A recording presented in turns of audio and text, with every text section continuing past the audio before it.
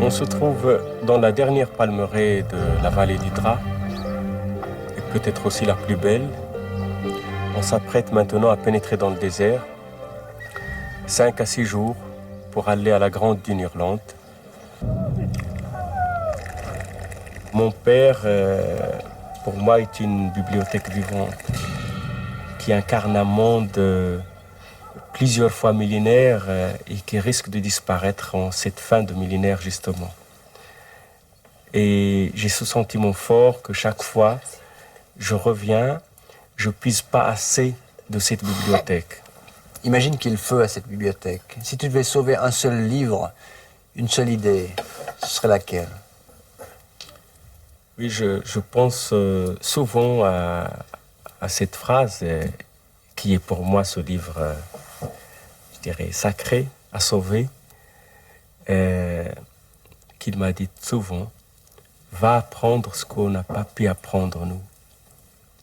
Et qui est au fond très simple dans la philosophie nomade, la connaissance des choses vaut mieux que leur ignorance, même si ces choses sont interdites. C'est-à-dire haram. تعلم الأشياء أفضل من جهلها ولو حرام. Et c'est un propos qui revient souvent, qui est très fort. Et au fond, il indique deux choses. Il indique la soif du savoir, mais aussi l'ouverture et la tolérance. En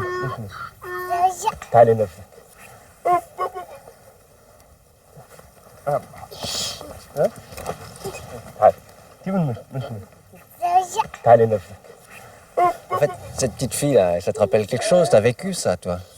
Absolument. Ça me rappelle mon enfance et surtout cette liberté qu'on a dans ce désert. Il n'y a pas d'interdit. On subit tous la même loi, celle du désert. Ce désert, c'était ton jardin? Absolument. Et c'est là où on s'est régalé, on a joué. Jusqu'à quel âge tu as vécu ça?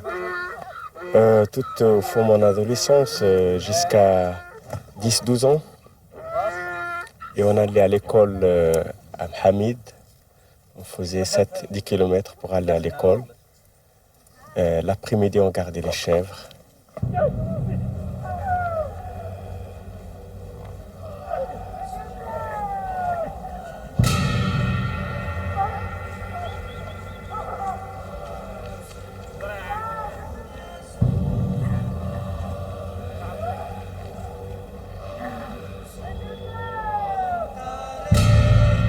Moi, je retrouve ce qu'ont vécu nos ancêtres, les nomades, il y a plusieurs siècles. Et c'est merveilleux, cette intemporalité des choses. Tout ce qu'ils font, c'est ce qu'on a fait il y a plusieurs siècles. Et c'est merveilleux, ce voyage dans le temps, justement. C'est le temps qui s'efface. Absolument.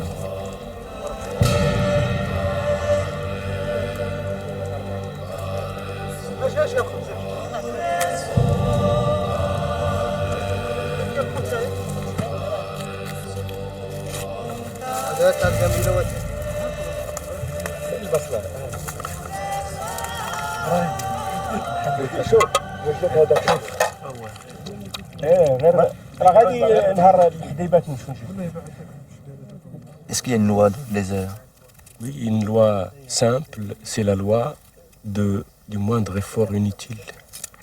Tout ce qui est inutile, il ne faut pas le faire. Et c'est la rareté aussi des choses, ça veut dire qu'on fait tout avec peu de choses.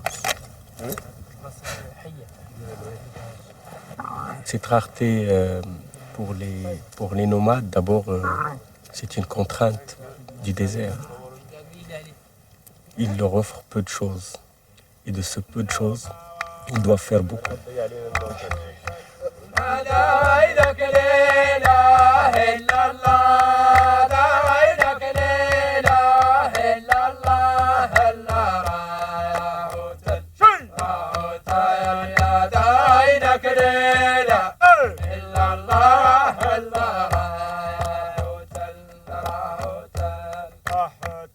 يا رب لا يعد إلا الله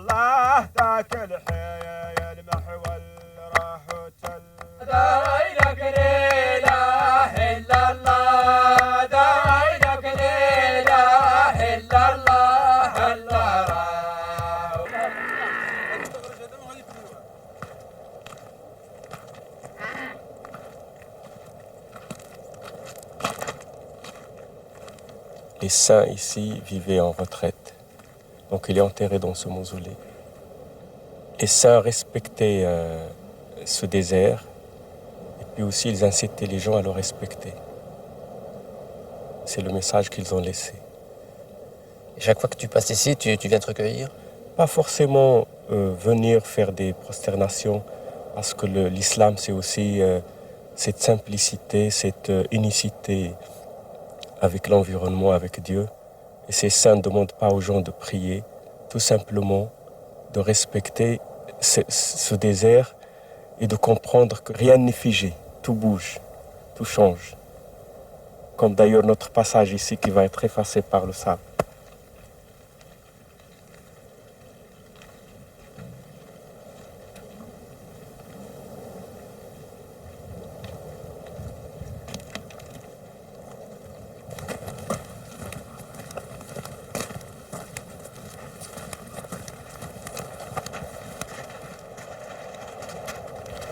Le chameau est intégré dans tout le mode de vie nomade. Bien sûr, on le trouve dans une caravane, c'est essentiel, mais on le trouve même dans leur savoir et dans leur poésie. La plupart des poèmes nomades, on trouve le chameau, c'est sur le chameau. C'est anime à cette bête extraordinaire, qui est plus qu'un compagnon, qui est essentiel dans tout, aussi bien dans leurs fêtes que dans leurs souffrances.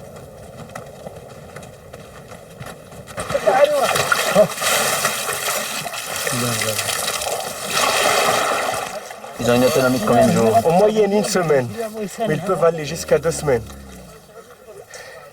Mais là, on a fait déjà quelques jours, déjà 5 jours sans l'eau. Mais ils pouvaient continuer plus. Mais si on trouve aussi l'eau, donc on peut aussi leur servir.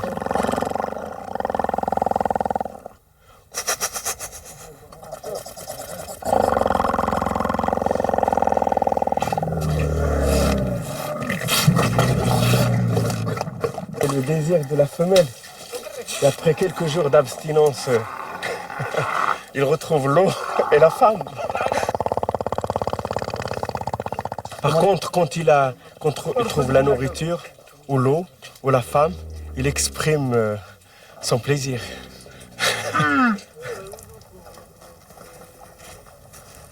Ces amis chameliers, c'est des gens qui vivent en harmonie dans cet environnement, avec la nature, avec les animaux, le chameau, et avec eux-mêmes.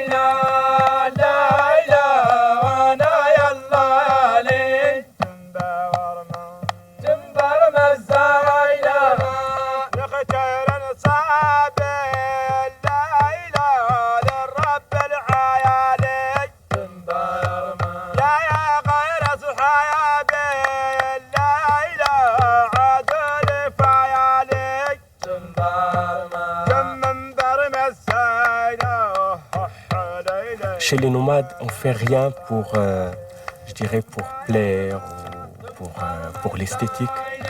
Tout est dans l'utile et l'essentiel. Et ces chants nomades, dans une caravane, c'est pour ça aussi. Ça intègre un pas, un mouvement, un effort. Et je crois, et on le sent très fort dans une caravane, le chameau aussi sent ces chants qui font sur lui. Et on a l'impression que ça allège aussi le fardeau, ça allège son pas. Et puis il s'intègre harmonieusement.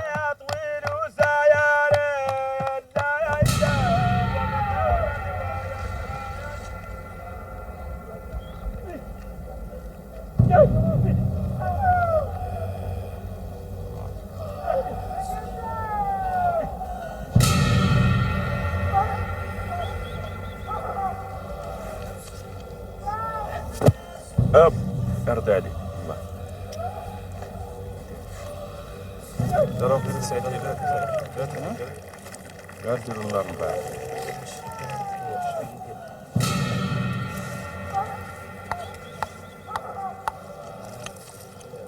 Le désert nous apprend deux choses, l'humilité et être satisfait de ce qu'on a. Et c'est vrai que c'est deux choses qui nous facilitent la vie partout. Et ça, c'est ça le désert. C'est pas seulement des paysages sublimes, c'est surtout un mode de vie et un savoir.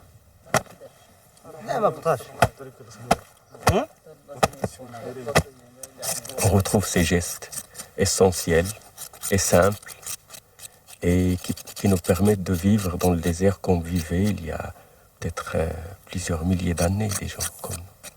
Et c'est merveilleux ce voyage dans le temps. Et pourtant, nous, on a une civilisation où si on cherche à gagner quelque chose, à part l'argent, c'est gagner du temps aussi, tout le temps.